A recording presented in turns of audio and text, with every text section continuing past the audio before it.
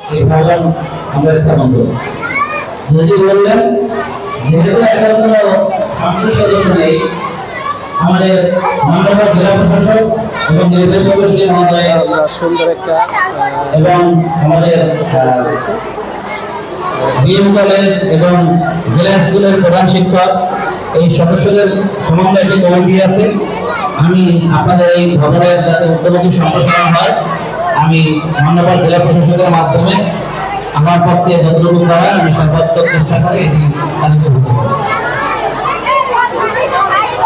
আর আপনারা আমাকে এখানে আমন্ত্রণ করেছেন,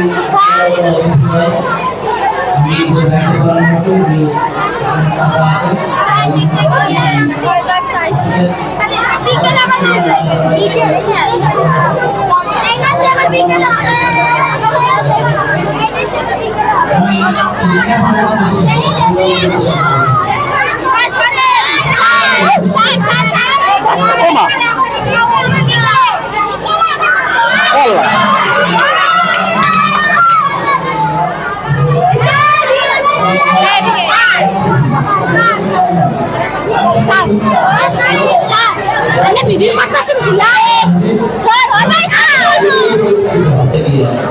এর মূল কারণ হচ্ছে মেয়েদের মধ্যে ওই সমানতা দ্বারা লালন করে এবং সেই মোতাবেক তারা পড়াশোনা করে এবং শিক্ষকরা একটি মেলবন্ধন তৈরি করে যাতে